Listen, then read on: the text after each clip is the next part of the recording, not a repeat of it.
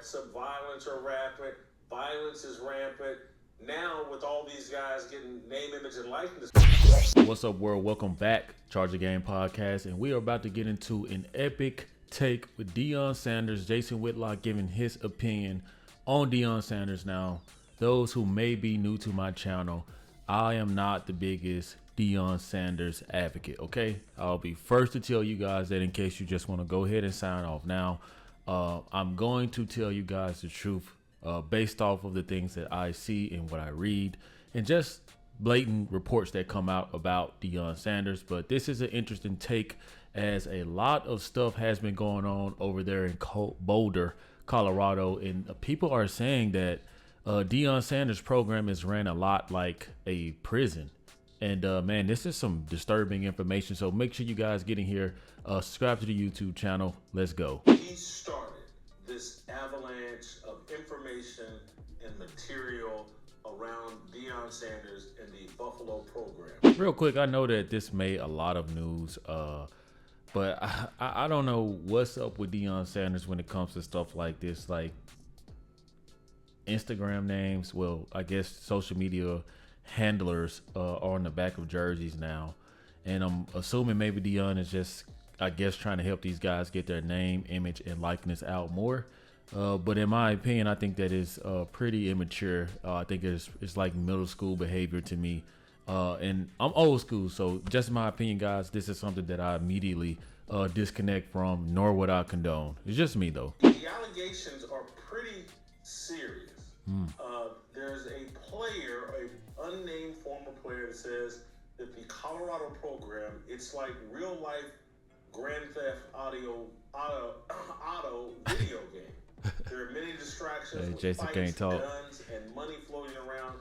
The environment is unlike anything I've come from before. Man, this is crazy, guys. I mean, to hear that this is the type of locker room under Deion Sanders, who a lot of people paint in this magical light, and only those really, I mean, guys, not trying to throw any shade, but man, Deion Sanders, and another reason why I am not advocate for Deion Sanders or Deion Sanders groupie is because I see what people do. People are blinded by the way that he uses like his Christ, like his Christ-like relationship to pretty much excuse some of the foolery that's been happening, guys. But this is enticing, guys. We're gonna keep going. You guys, of course, remember I had on two former Colorado football players a year ago that detailed their experience with Deion and the Colorado program, and it did not paint a pretty picture. That opened the door for others to chime in on other media outlets. And then we had Cormani McClain, a five-star recruit, Deion's highest profile recruit from last year, exit the program and say that he was chasing something more than clicks. In this story in Athlon Sports, McClain or someone goes on and tells stories about Shiloh Sanders, Deion's son, who plays safety on the team, bullying and slapping Shiloh. Cormani responded by saying, "I'm going to kill you." Repeat. This is according to the story. So is he saying that Shiloh Sanders is the person that basically was bullying McClain?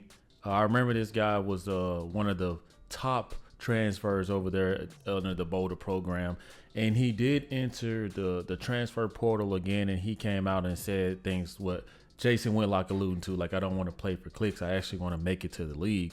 Now, one thing about this Shiloh Sanders guy, this is the same guy, and this is why I kind of believe that there is a little validity in this, is because of what happened with Shiloh and that teacher that he struck. I believe he ended up paralyzing this teacher. Jason Whitlock interviewed this guy. You guys will probably have to go and research that out on your own. And of course, he has the most Deion-esque attitude. He believes that he cannot be touched. And if I'm being honest with you guys, I'm really not too fond of the Sanders brothers because I just feel like they are overly spoiled. I'm not a black guy that's hating on them at all. I just feel like, man, me being a guy that served in the military, learning how to take orders and treat everybody with respect is where I disassociate myself from this type of behavior. And let's just be honest, guys. Deion Sanders isn't going to do the proper chastising when it comes to his kids just because of all the drama between him and the mom and all of that type of stuff, guys. But pretty much this is Shiloh Sanders, in case people don't know who he is. This is the guy that Jason Whitlock is pretty much alluding to, was picking on the high transfer pick that they're discussing now and was bullying him. But let's keep going, guys. It gets even better, I promise. Anyway, the unnamed anonymous player said that after that you could just tell Cormani wasn't mentally there. It's hard when the coaches you trust are calling you derogatory names on the practice field. This Athlon story details a culture and an environment that I don't think is unusual in football in terms of the bullying, the confrontations, the fights, the gambling debts. There's even in here that they kind of set up or forced a fight between Colorado's top recruit this year, the number one offensive tackle in the recruiting class named Jordan Seaton, 5-star recruit that's, being counted on heavily. They set him up in a fight with another Colorado teammate to prove his toughness. And for those who do not know, this is the number one recruit that all schools were interested in. This is George Seaton here, making an appearance on, at the time, Undisputed, which is no longer here, which we already know was pandering towards Deion Sanders and his whole program, like, weirdly, right? So this is the number one recruit that pretty much had to fight to prove that he was made of the right material in this quote-unquote Boulder program / locker room. It's wild because this does happen a lot across college sports, but based off of this report, this was something that was happening on a regular. I mean, it's kind of like gang initiation if you want to metaphorically kind of like, I don't know, compare it. But this is not a good look for the Boulder program at all, man. I mean, it's just wild. It's not unusual in professional football and in some bad college programs.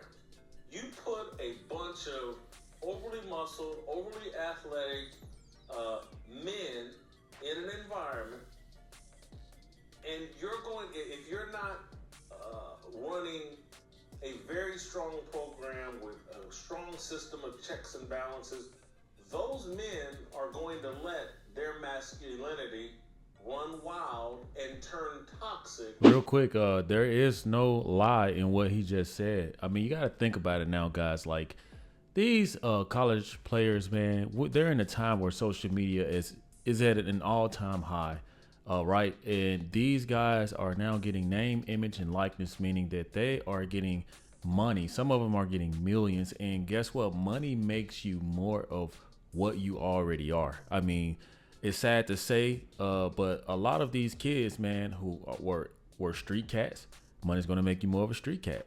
Some of these guys are saved street cats, right? Meaning that by any means necessary, they want to do what they got to do to make it out of their environment. And, I like to think that kid, what's his name? Hunter. Travis Hunter seems like a well-rounded guy. You see, he's kind of mature for the most part. He's very mature. Got married early to his college sweetheart, high school sweetheart. I don't know what she is.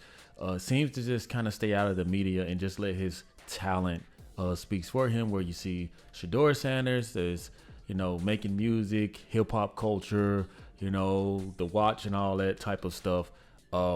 You can expect these type of things to continue to happen because they have money now. And if you try to check them, they can just go to another school. I mean, I don't know what they're going to do about this whole NIL situation, but there definitely has to be some type of limit on it. To where, things can kind of be more grounded and more structured. And let's just be honest, guys. A lot of this I do blame on Deion Sanders because instead of being the difference, he's pretty much condoning it. He wants to be in the limelight just as much as these young kids. He's always been in the limelight and he refuses to give that up no matter how old he is. But I'm telling you guys, this is not good.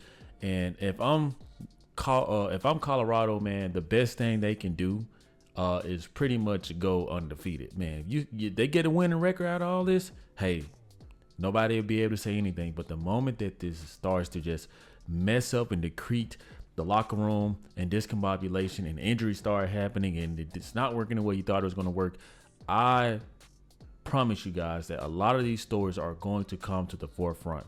Trust me. When the whole sports world falls in love with hip-hop culture and rappers, and every athlete wants to be a rapper, right? Don't be shocked when the culture inside athletics starts reflecting those prison cultures and those prison values and that type of king of the jungle, king of the Serengeti mentality infiltrates your locker room. That's what the Athlon story is insinuating is happened with Colorado. Now, what do you guys think about this? I mean, I'm gonna pause it because I want you guys to just jot your comments down, type your comments down, and right now in this moment of the video, there are going to be some people who come out and say, oh, where's the proof, right? You're going to see some people say, stop hating on the black man. But that's the problem. Like, you cannot turn your eye towards like all of this type of stuff and think that it's okay. Of course, a lot of people are very uncomfortable going against Deion, especially black people. That's why Jason Whitlock is always painted as the bad guy. But honestly, guys, it's not like a lot of us don't think it.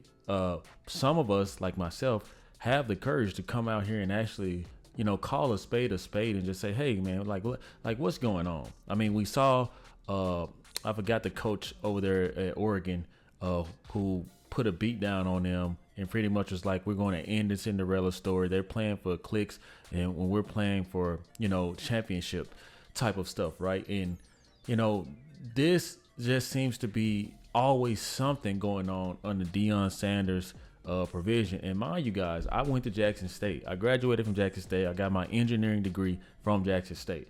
So don't think that I'm a guy that's against Deion Sanders. I mean, the guy definitely did a lot for my community and my school. But there are a lot of things that did not make the news out there at Jackson State. I will tell you guys that.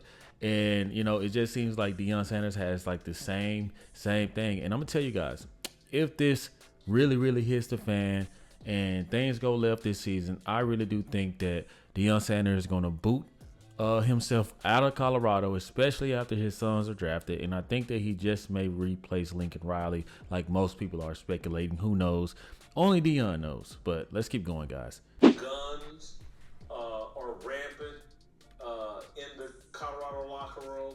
Threats of violence are rampant. Violence is rampant. Now, with all these guys getting name, image, and likeness money, gambling, and large debts, 10,000, 15,000 between the players, this is commonplace in bad professional locker rooms.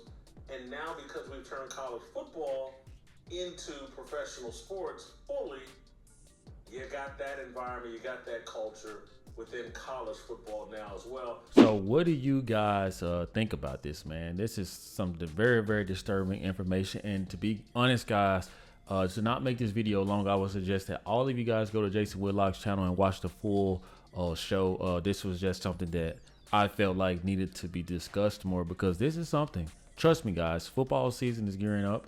Shout out to my Eagles with the win last night in preseason.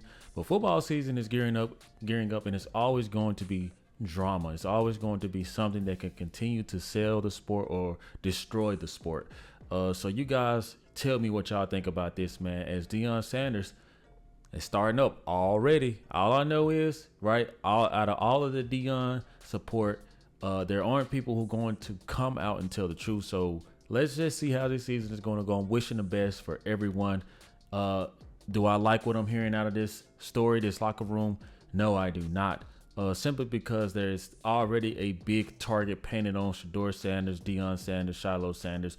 You know, and this is just crazy, guys. So y'all weigh in and tell me what y'all think about this, man. And I will bring you more content if you guys want me to on this. So you guys just let me know, man. And I will see you guys. Thank you guys for watching. Do not forget to subscribe to the YouTube channel, and I will see you in the next one. Peace. Yeah.